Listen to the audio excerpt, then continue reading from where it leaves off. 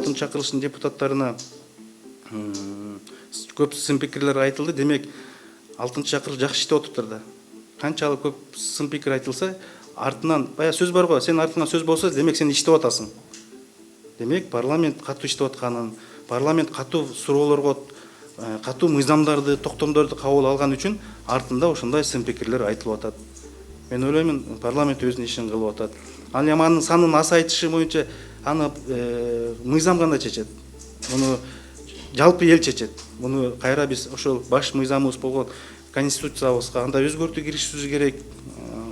Элге референдумга алып чыгышыбыз керек. Бул да бир чоң маселе, бирок менин жеке оюм, менин эгер жеке оюмду билем десеңиз, бүгүнкү күндө 120 депутат биздин мамлекетке туура келет.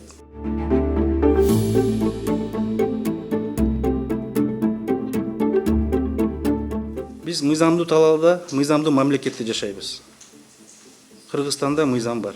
Ошол мыйзамга баардыгыбыз баш ийсек, ошол мыйзамдын алкагында баардыгыбыз иш кылсак, эч кимге тоскоолдук кылбайт, эч кимге жамандык кылбайт.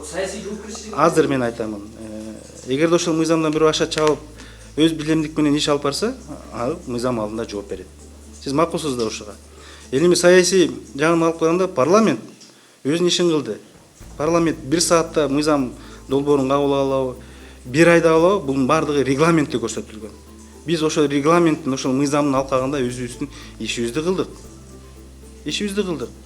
Парламент албетте баардык саясий эгерде кырдаал башкача болсо, жоопкерчиликти мойнуна алат. Андан качпайбыз.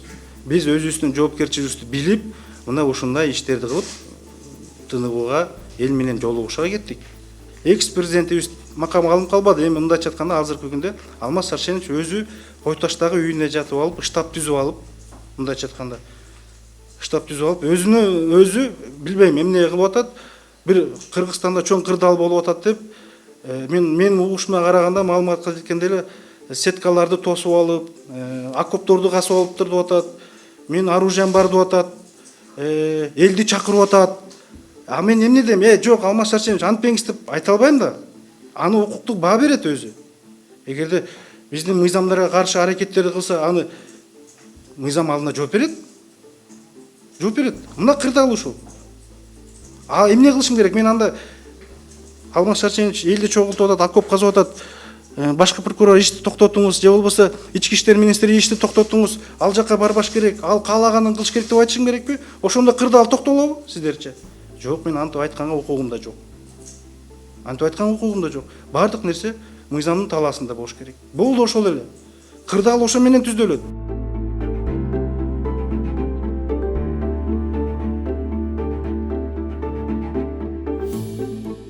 Талапкер депутат элдин элегинен өтөт.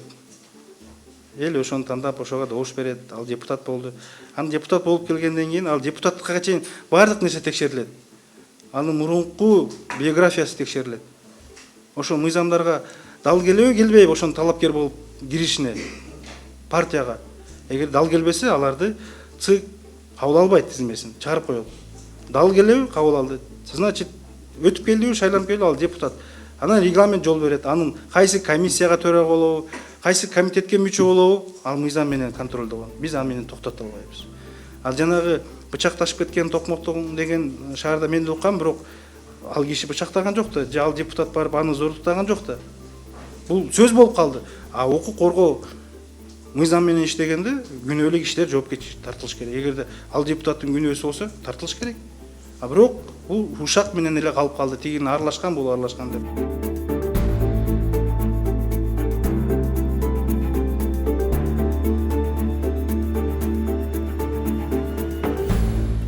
Эки миң 15 жылдары же 2016 жылдары болуш керек. СДПК фракциясынын депутаты Мадименов Мурады Ганыевич деген депутат бар, бүгүнкү күндө таанысыздар. Ошо 15-16 жылдары залда көп айткан Матраимов жөнүндө.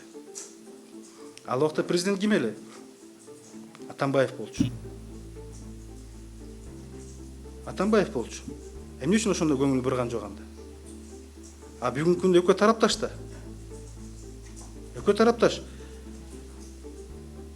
Эмне үчүн ошондо Алмазбек Сарсенович ошо өзүнүн жакын тарапташы микрофонго чыгып айтып атканда коррупция бар экен таможныйда, мунун үстүндө Матраимов турат экен дегенге көңүл бурган эмес да. Мына мага да ошол кызыктар. Эмне үчүн көңүл бурган эмес. А бирок экөө бүгүнкү күндө мындайча айтканда бир фронтто да. Анда кантип келишип атат анда. Анда ошондо сурап койсун Мурадыл Ганиевич. Алмаз Шарченович, мен сизге айтпадым белем 16-15 жылы сиз президент болуп турганда. Ой, көрдүңүзбү? Эми мен айтып атам. Эми айтып атам. Мен өзүмдүн айткан сөздөрүмө жооп берем.